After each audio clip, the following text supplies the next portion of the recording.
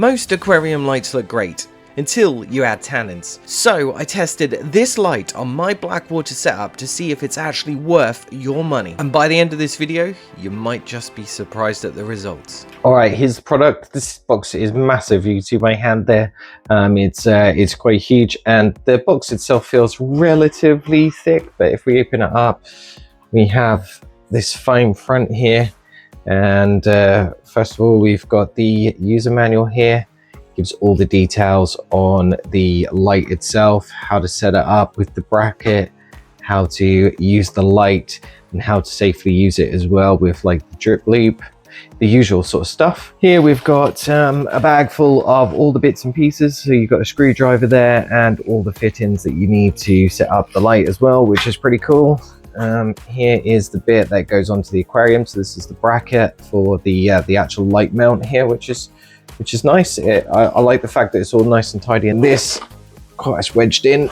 But yeah, I mean, that's a heavy beast. That's metal, definitely, and that feels very heavy.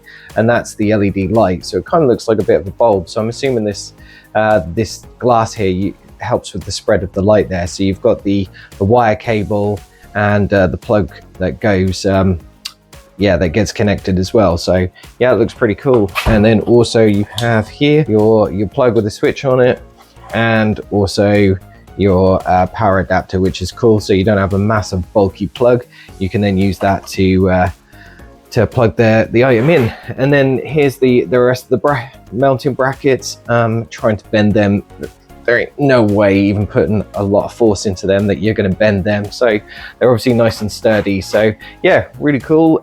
Let's get it set up on my aquarium.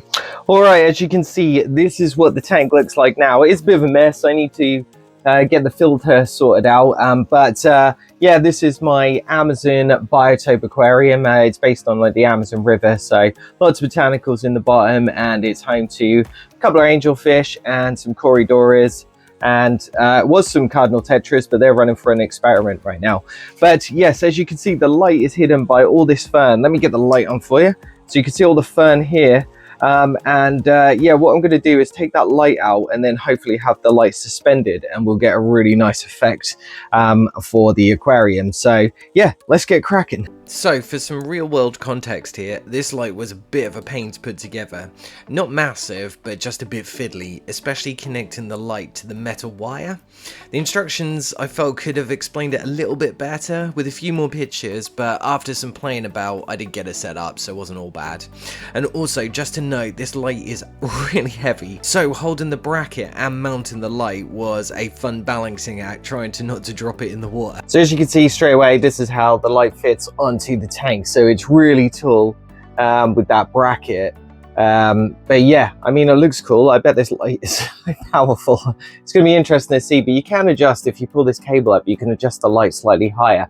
But what I found at the moment is I don't seem to know how to get it longer down again. Once you've pulled it, it seems to go really tight and then sort of locks in. So we shall see, but we'll have a little play around with the tank and see if we can get it looking really cool. So after I got the light set up, I wanted to add the immersed items back again, just to give it that more natural look.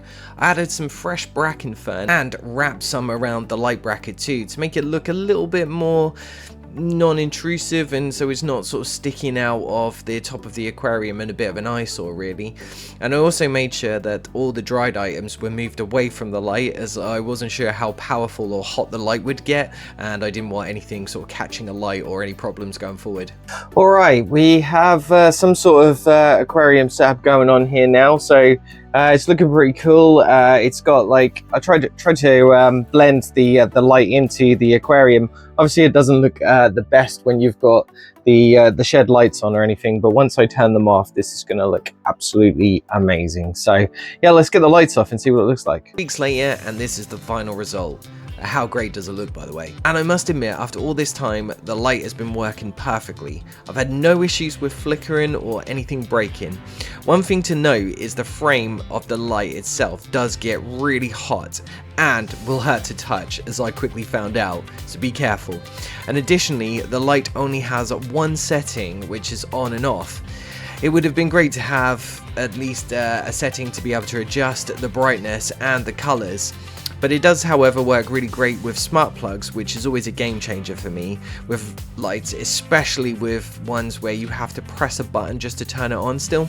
I do think though, being more of a spotlight, it really works in my tank, especially as I've covered most of the surface of the aquarium with botanicals. Also, in the wild, light isn't as important as it is in the fish keeping hobby. Within wild environments, light is limited by trees and plants above the water, so this light is great at getting a more desired natural look for this setup. In terms of build quality, this is a hench light, and it isn't going to break anytime soon, which is a nice touch. As this item was gifted to me by Hygger, I did also go on Amazon just to see the price, and for 67 quid, it's not bad. I'd be interested to hear your thoughts though on the light, and if you've tried anything similar to this. If you have, drop me a comment in the comment section below. Thanks for watching, and I'll see you next time.